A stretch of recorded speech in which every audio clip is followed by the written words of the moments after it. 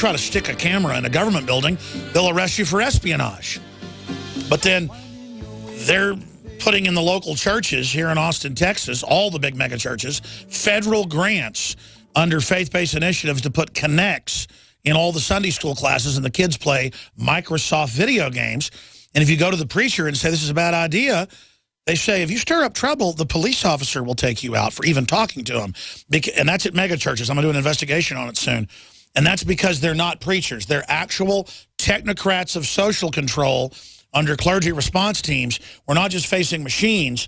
We're facing human traitors with the elite who have been told, prepare for stabilization during collapse.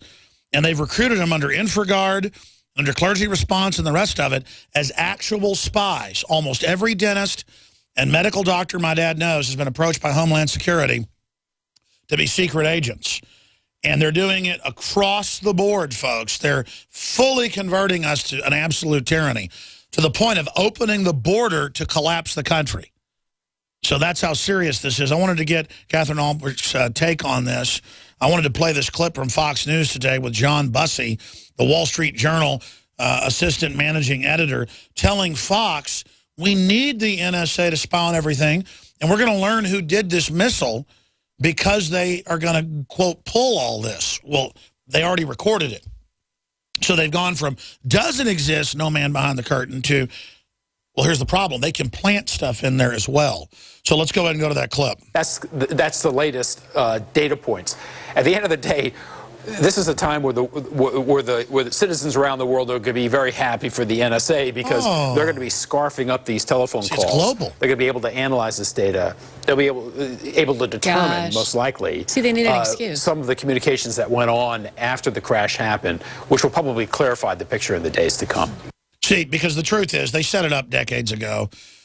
It goes back with Europe 50-something years, England back to World War II. Everything's being listened to. But the British papers would say we're listening to no phone calls, and it came out the Nazis believed that. And then the argument is, well, listening to all the phone calls in England, InfraGard got all the operators to do it, gave them a little extra money. Well, we beat the Nazis, so it must be okay. But see, then it never went away. It was used by another political group to take control. Your take on that? Well, how do you get people to agree to allow you to take away their freedoms? You scare them. If people are afraid, and plus now after the NSA, after what Ed Snowden's told us, there's a big question of, well, why don't we shut these systems down? And of course, if they can show that the systems are protecting you and keeping terrorists from blowing you up and a terrorist under every rock from killing you and your kids, then yeah, you say, oh, thank you, instead of thank you for all the surveillance, instead of what the heck is up with all this unconstitutional surveillance. So it's really, it's a way of shifting public opinion. And I think it was very disturbing when we discovered that the intelligence agencies of the U.S. government and Britain were intentionally manipulating public opinion so that we're all saying, oh, how frightening, we really need help. And then they say, well, that's why we're doing the surveillance that you say you don't like. Better start liking it because we're keeping you alive. And they're funding and creating Al-Qaeda and ISIS groups and giving them weapons to attack us. I mean, this is a really evil criminal group running things. Well, you need enemies. Every group that wants to take power needs an enemy because otherwise there's no justification. But think about that. Our government is open the borders and is funding Al-Qaeda to kill every Christian they come across. Well, you even look at Saddam Hussein. Christians lived in Iraq peaceably under Saddam Hussein and even had guns. And now that Saddam Hussein is deposed, now we have a whole other government and nobody's armed. Women can't go to college. They wear burqas and they get sexually mutilated and they can't have guns. That's what our government wants to put in. Yeah, so you can say Saddam Hussein, maybe he was bad, maybe he was good, I don't know. But when you look at, well, he wasn't good. But well, he was from an older, he was CIA. He was trained in 1958. He was a CIA officer, not just an asset. He was set up. Clearly. But he was the old CIA when they actually had movie theaters and swimming pools and wanted stability. Yeah, no, I mean, the old CIA was bad, but compared to these people? There's so much evidence. And the real reason was we wanted to be in the Middle East. We wanted to have a justification to establish a base in the Middle East. And not only that, but it was Iraq. It was the Iraqi population that was used to test out all of the iris scanning technology, all of the portable fingerprinting, all of the checkpoints. And as I said way back then, 10 years ago, I said, mark my words, they're going to test this out over there, and then they're going to bring it home, and they're going to start deploying it in the U.S., and they are. But we better have checkpoints on the highway, Catherine, or Al-Qaeda ISIS might shoot down airplanes. Yeah, well, again, it's keep and who gave them the missiles? Keep you afraid. And then if you say, I think all this surveillance is bad, then your mother-in-law, your brother, your coworker says, what are you talking about? There's enemies out there.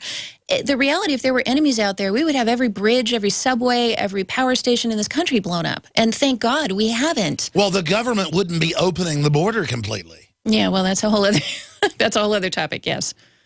I want to go to some phone calls, but tell us about Brave New Books. You've got an event coming up there. Everybody should come out to it and support you and support them, the great work they do here in Austin, Texas. Tell us about that. Tell us about some of the other projects you're working on as you travel all over the country fighting, these face scanning in schools and thumbprinting and biometrics and everything else. Yeah, so I actually got my start on radio 7 years ago on 90.1 FM right here in Austin, Texas. They've had some extensive legal expenses. And for those that don't know, let me just explain this. It's a micro that doesn't interfere. People would call it a pirate. And it's been on forever, and it's gone to the Supreme Court and stuff with the FCC, and they've been battling them, so you're here to help them. Yeah, so the thing about the FCC, they have the authority for anything that travels over state lines, but that radio station in no stretch comes even near a state line. And so the real debate has been, does the federal government even have authority to look at broadcasting that doesn't go over state lines? So they have been truly wonderful to me over the last 7 years, so I've flown out to support them. They're doing a fundraiser at txlr.net where people can contribute to keep them on the air. And tomorrow night at Brave New Books, 7:30 p.m., I'm going to be giving a talk. We're going to be giving away door prizes, including Start Mail accounts, 1-year Start Mail PGP encrypted accounts, talking about Start Page and all the other things that I'm working on. So that'll be tomorrow night, 7:30. That is Saturday at Brave New Books across the street from UT Austin, the campus there. Well, to be clear about this, micro FM was always supposed, and AM was always supposed to be part of the FCC. They never allowed it, never did it. And now they've given away the whole digital spectrum to the big monster stations, not even the licensed mom and pops. And our country's collapsing. And if you've got people in their houses that have been putting this show out, your show out, others across the country battling, multiple fines, you name it, making no money just because they want to warn people there's fluoride in the water, the borders are down. I mean, this is the resistance. Back before the CIA was totally New World Order at every level, they would pay in the 40s, 50s, 60s, 70s, and 80s in authoritarian communist regimes to get micro FM systems in. I happen to know for a fact some of the first micro FM systems that were run here in Austin, Texas by I have no idea who, were actual leftover units from the 80s that had been sold as surplus because they were trying to keep them from being sold here in the U.S. and had actually been used in Eastern Europe to battle communism.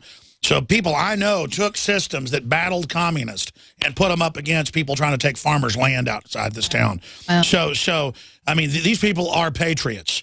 And so I just salute what you're doing, and I salute what they've done. Yeah, well, thank you. And I also wanted to mention I have a new column on technology and privacy and the internet at ehow.com, along with my Spy Chips co-author, Liz McIntyre. So after many years of a hiatus, we're back together, writing again on privacy topics. Our latest eHow column is on encryption, ways you can get more encryption, the fact that basically the only way that you can defeat the NSA right now on the internet is through encryption. Ed Snowden verified that. He said encryption works. It's pretty much the only thing that does.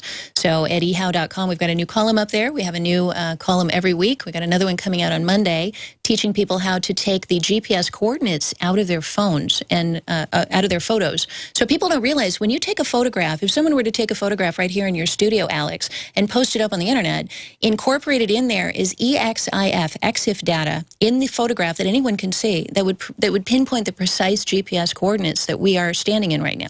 That is true if you take a photo in a home. That's true if you take a photo of your kids playing in the pool.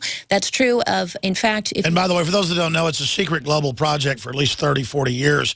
All the printer ink and all the big printer companies print secret codes in the ink. They do. The monies, they know when you're going through the airport what you got. I'd tell folks that 15 years ago, they'd laugh at me. If you take a blue light and you shine it on a printer out of your, a printout out of your printer, you can actually see tiny yellow dots, and they actually form a specific pattern that identifies the printer and the serial number of the printer that printed them. So it's really about finding multiple ways to track things back and doing it in a way that's secretive, that people don't know is happening. And it's all because, quote, the Secret Service said, we don't want money counterfeiting. Meanwhile, they're the biggest counterfeiters out there at the Federal Reserve. It's not even a U.S. dollar. Everything's a fraud and a fraud as they devalue the money. And then, of course, it turns out that's not really what it's for. It's for total, full-spectrum dominance. Yeah, and as far as the tracking of money, I've still yet to find evidence that they're able to do it, but there are anecdotal stories of people saying, I don't know, I was driving through whatever highway and I got pulled over and they seemed to know I had a lot of cash in my car. Yeah, Catherine, so, Catherine, I talked to let me just tell you, I'm from a whistleblower over 10 years ago, that the filament line in them can be energized. And I was told by the same people that all the major computer chips that were standardized, even if you were unplugged from the internet, they can energize the chips, and they're actually wireless. And then that is true. And then it sure. Absolutely. No, we're on record breaking it a decade before it was admitted this year. That's right. So the issue is they have an energized system that I don't know how to explain it, that picks it up and then it reflects it off. Yes. And just like RFID. But expanding on all of that is the fact, well, it's just this is here, it's happening now. So the Internet of Things, we talked